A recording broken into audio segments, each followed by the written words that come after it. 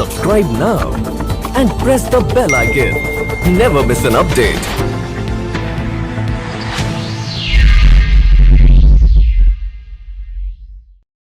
मेरा नाम मैं न्यू दिल्ली पहाड़गंज में रहता हूँ। मेरी फैमिली में मेरी मम्मी है, पापा हैं और हम 5 भाई हैं। सबसे बड़ा घर में मैं ही हूँ। पापा ड्राइवर है मेरे, वो बाहर टूरिस्ट बस चलाते हैं। जब मैं स्कूल टाइम में था तब से मुझे नशा करने का शौक़ था कि नहीं यार, कि मैं मूवियों में देखता था वो वाइट कलर का पाउडर लेते थे। स्कूल में चौक होती है जिससे सर लिखाते हैं, वो चौक में उनकी चुरा के टेबल पे उसको घिस के उसको स्लिप करता था, पेपर में भर के उसको स्मोक करता था। हाँ, मुझे अच्छा लगता था। फिर घर जाके मैं मम्मी से पैसे लेके सिगरेट पीता था। इसे करते करते करते करते मुझे लगा कि नहीं यार, इससे भी बेटर चाहिए मुझे पड़ गई गांजे की आदत। स्कूल में मम्मी से पैसे चुरा लेता था गांजे के लिए। मैं 4th 5वीं क्लास में था, मेरी उम्र होगी 9-10 साल का हुआ मैं। इस टाइम फर्स्ट टाइम नशा करा था मैंने। पॉकेट मनी जो होती है डेली 50 रुपये मुझे मिलते थे। 50 रुपये छोटे भाई को कि हम दिन में कुछ खा सके, कि रास्ते में जाते टाइम जूस वूस पी सके। स्कूल बंक करके हम पार्क में चले जाते थे, वहाँ पे आके सिगरेटें पीते थे। तो एक दोस्त था हमारे में से, वो डेली अपनी सिगरेट खाली करके भर के फिर पीता था उसे। मैंने एक दिन उसे पूछा, मैंने क्या करता है तो इस सिगरेट खाली करके क्यों पीता है? तो उसने मुझे बताया कि खाली सिगरेट नहीं है, भरी हुई है, इसको पी के देख मज़ा आएगा। मैंने ली, उससे पी, मुझे भी अच्छा लगा। ऐसा फील हुआ कि मैं हवा में उड़ रहा हूँ। मैंने उससे पूछा भाई कितने रुपए की आती है? उसने मुझे बताया कि इस जगह पे मिलती है 100 रुपये की पुड़िया आती है। मैंने कोई नहीं, मैंने कल मैं ले आऊँगा पैसे। कल मेरे लिए भी एक ले आया हूँ। मैंने अपनी मम्मी के पर्स से उस टाइम पर फर्स्ट टाइम पैसे चुराए थे, 500 रुपये चुराए थे मैंने अपनी मम्मी के पर्स से। मैं गया दोस्तों के साथ, हमने एक पुड़िया ली, उसने सिगरेटे विरगटे लेके हम स्कूल बंक। मैंने अपने मेरा छोटा भाई मेरे साथ ही पढ़ता था, मैंने उसको स्कूल में भेज दिया। मैंने उसको बोल दिया, मैंने यार ऐसे जा रहा हूँ मैं। उसको पता था मेरे बारे में कि हाँ सिगरेट विरगट पीता है। अपने इंडिया गेट चले गए ऑटो करके, वहाँ पे जाके पार्क में बैठ के हम पी रहे हैं। पीते पीते मेरे को इतना नशा हो गया था उस दिन, फर्स्ट टाइम मुझे नशे का एहसास हुआ था। इतना नशा हो गया था कि मैं वहीं पार्क में कम से कम 2 घंटे सुन पड़ा हुआ था। 2-3 महीने बाद मेरे घर पे मेरे पापा को पता चल गया कि ये गांजा वांजा पीता है। मेरे पापा ने मुझे बहुत मारा। तो वो चीज़ लग गई थी मुझे बुरी, कि यार ये मुझे डेली क्यों मारते हैं, मैं कुछ गलत थोड़ा ना कर रहा हूँ, मेरा शौक़ है सिगरेट ही तो पीता हूँ मैं। मैंने उनकी बात नहीं मानी, फिर मैंने स्कूल छोड़ दिया। मुझे पापा ने खाली इतना फोर्स करा कि काम पे लग जा, कहीं जॉब कर ले, ये वो जॉब नहीं करनी तो तू मेरे साथ गाड़ी पे चल लेकर। मेरे पापा बाहर टूरिस्ट बस चलाते हैं। मैंने उनको हाँ तो बोल दिया कि हाँ मैं आपके साथ चल लूँगा। फिर मैं अगले दिन चले गया घर से बाहर, दोस्त के साथ चला गया था मैं। 1 हफ्ते तक मैं उसके घर पे ही रहा था। मैंने उसको बताया, मैंने यार ऐसे ऐसे मेरे पापा को पता चल गया, मेरे पापा मुझे अपने साथ लेके जाना चाहते हैं। तो ऐसे करते करते करते 1 हफ्ता हो गया, मेरे घर वाले मुझे ढूंढने लग गए। फिर मैं अपने घर गया, पापा ने मुझे बिठा के समझाया, ये नशा मत करेगा, तेरे को किस चीज़ की कमी है, हम तेरे को क्या बोलते हैं। फिर मैं 2-3 दिन घर पे रहा। फिर मेरा मन करा नशा करने का, कि यार बहुत दिन हो गए, इनको लगता है मैंने छोड़ दिया। फिर मैंने अपनी मम्मी से पैसे लिए, मम्मी पैसे चाहिए मुझे, कुछ खाने का मन कर रहा है। मैं गया बाहर, फिर मुझे वही दोस्त मिले। मैंने उनसे बोला, मैंने यार ऐसी ऐसी बात है, मैंने जॉइंट पिला दो, मैंने मन कर रहा है यार। उन्होंने बोला पैसे पड़े? मैंने भाई मेरे पे इतने ही पड़े, बाकी तुम शेयरिंग कर लो, पी लेंगे सारे भाई। उन्होंने शेयरिंग करके फिर मैंने पी गए, फिर घर चला गया। इस टाइम पे पापा मेरा ही वेट कर रहे थे बैठ के कि वो कब घर आएगा। जब घर गया मेरी आँखें पूरी लाल हो रही थी, पूरी लाल। मेरे पापा ने मुझे देखा, देखते ही मुझे बहुत मारा उस दिन सबसे ज़्यादा मार था। उस दिन से मैंने अपने पापा को अपना विलन समझ लिया था कि हाँ मेरे दुश्मन है, मार था। प्लस मुझे एहसास कराने के लिए उन्होंने मुझे घर से भी बाहर भगा दिया था। मुझे थोड़ी दिन तकलीफ़ हुई, एहसास भी हुआ कि हाँ घर क्या चीज़ है। फिर मुझे दुनियादारी पता चली, मुझे गलत के बारे में पता चला कि गलत चीज़ से मैं पैसा जल्दी कमा सकता हूँ और मैं अपने सारे नशे हर शौक़ पूरे कर सकता हूँ। मैं अपनी उम्र से बड़े बंदों के साथ, मैं जिनके साथ जुड़ा उनके साथ नशा करने लगा। तो छोटा था ना, मैं बहुत मासूम सा लगता था। उन्होंने उस चीज़ का फ़ायदा उठाया, जेबें काटने के लिए लेके जाते थे। उस टाइम पे मेट्रो नई खुली थी हमारे इधर अजमेरी गेट पे, एयरपोर्ट लाइन, वो बहुत ज़्यादा ही क्राउड होता था वहाँ पे। मुझे एक बारी एक बंदे ने ट्रेनिंग दी मुझे कि वहाँ जाना है, तेरे पास हम खड़े रहेंगे, तुझे बस जाना है, ऐसे ऐसे किसी की जेब में हाथ डालना है, हम धक्का देंगे, तुझे बस खींच देना है।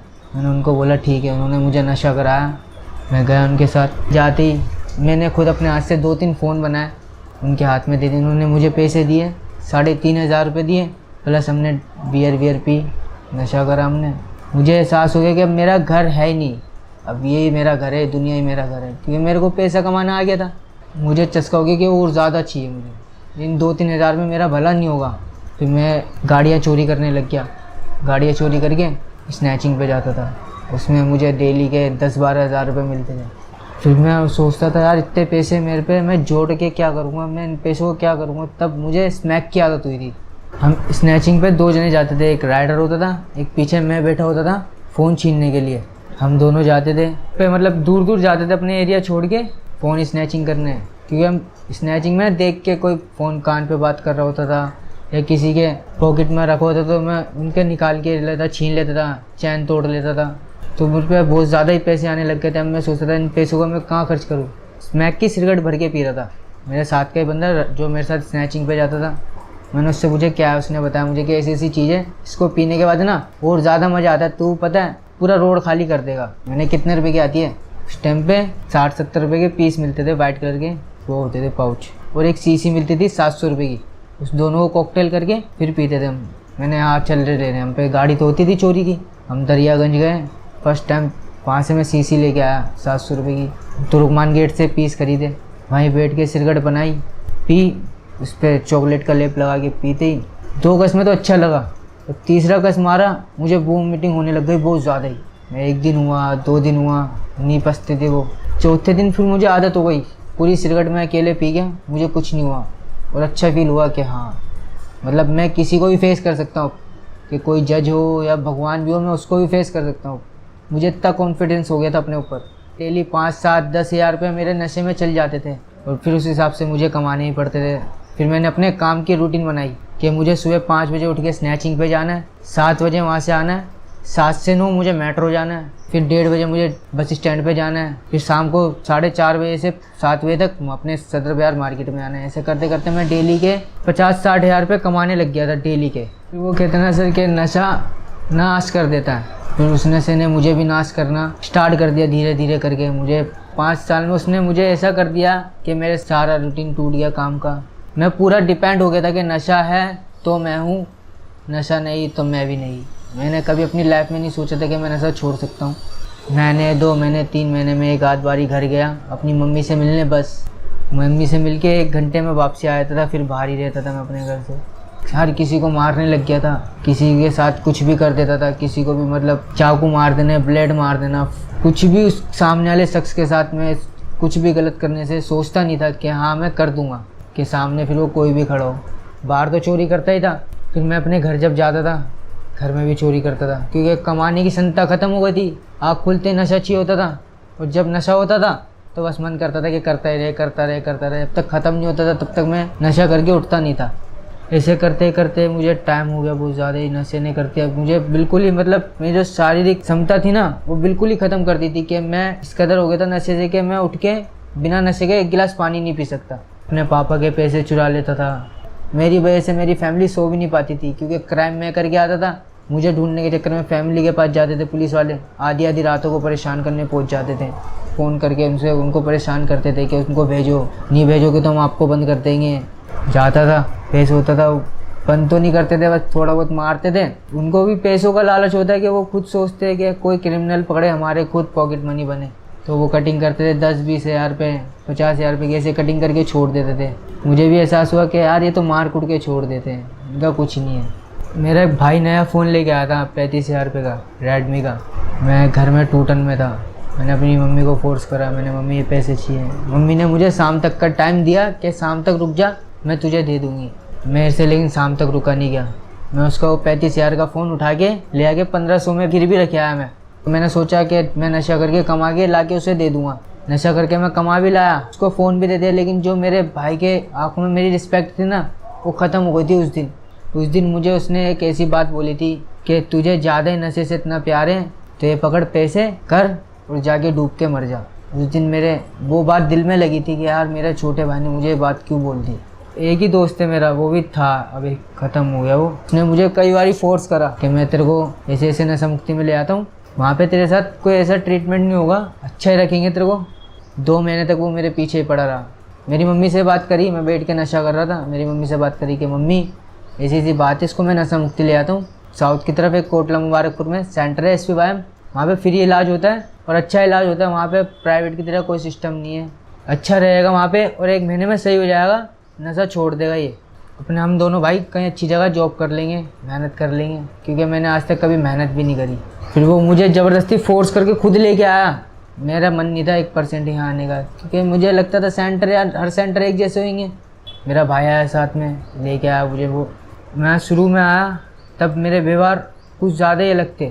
मैं हर किसी से रूडली बिहेव करता था, हर 24 घंटे मुंह पे गाली रहती थी, झूठ बोलता था। वो सारे ऐसे मेरे अंदर व्यवहार थे कि जिन्हें मैं लगता था कि कभी नहीं निकाल पाऊँगा, ना ही मैं कभी नशा छोड़ पाऊँगा।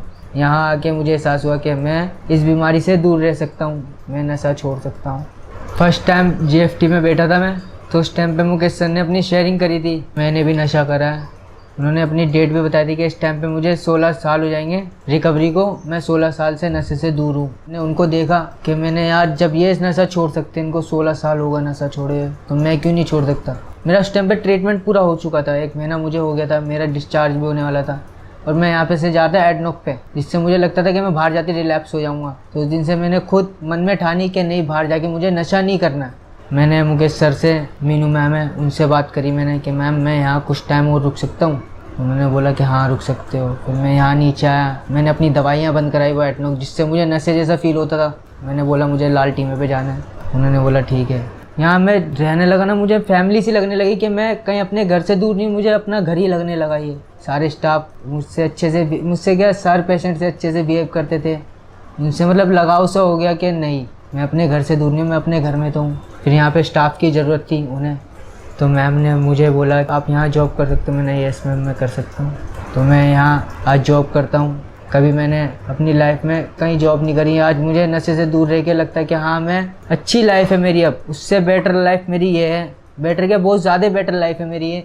SP व्यायाम मेरे लिए किसी वो बोलते ना जादू की छड़ी से कम नहीं है कि यहाँ पे आते एक इलाज में मेरे जैसा बंदा सुधर सकता हो। जिस भाई ने मुझे बोला था कि हाँ तो डूब के मर जा, वो भाई मुझसे अपना काम छोड़ के मुझसे मिलने आता था।